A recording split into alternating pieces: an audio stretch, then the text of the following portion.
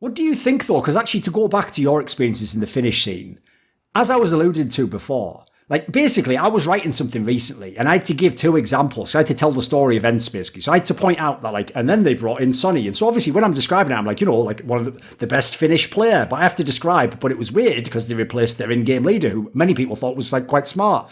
Then I have to later in the story go, and then they brought in Yampi, one of the best young talents, and replaced basically their sort of like, I'd say like mildly critically acclaimed support player Nick Seven. Like I thought that was another guy. He was like the Finnish Zipniks, mate. He just seemed to know what the fuck he was doing. So when I'm explaining this, right, fans are going to think, if they sort of know my philosophy on roles, like, wow, that's so shocking. Why would they do that? But like, as I was alluding to before, Finland especially was one of those countries where they did just cycle, like whoever was in the worst in the team, you're kicked, and then whoever's the best on the like team that beats us, the underdog, you're recruited. And then they also just used to ignore, like what we were talking about earlier, like say you get a BMAS type player who was the stud on his team and now he's just the shit roll on your team, well, inevitably he's going to do badly, and they would never think, maybe we didn't use him correctly. They just go, he's just overrated. Actually, kick him out again and get the next guy. It's like there was just an endless supply of bodies. So, like, give us some thoughts, because obviously you come from quite a different background. Like, the people, I'm betting even some of the Ents players maybe wouldn't agree with this philosophy.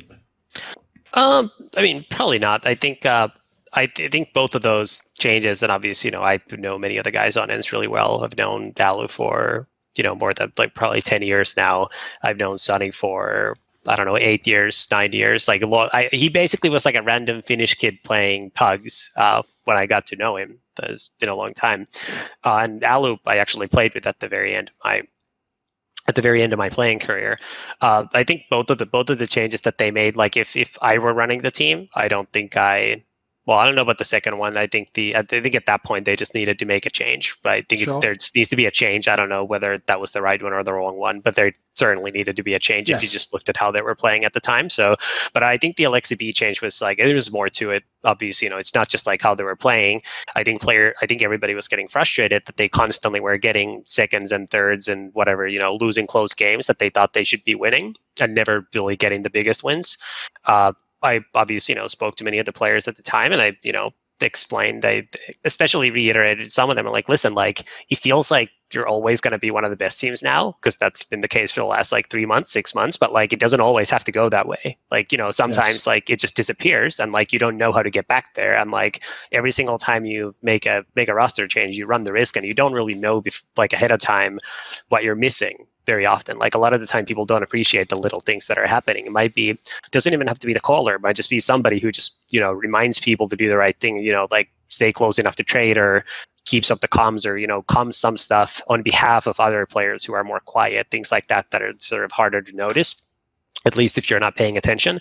I think everybody on the team sort of understood many of those things, and I think there was just like other stuff going on that they just like couldn't get past, and then.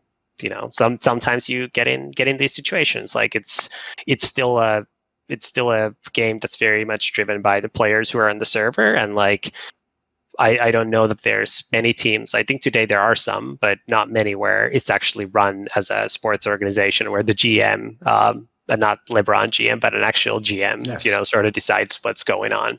And I think do I think that roster move was the right one to make at the time? Like, I thought they could be better. I also thought that there was a very, very high chance that they could be worse. It certainly was, like, on a risk-adjusted basis, I think you definitely don't make that move until you start playing worse.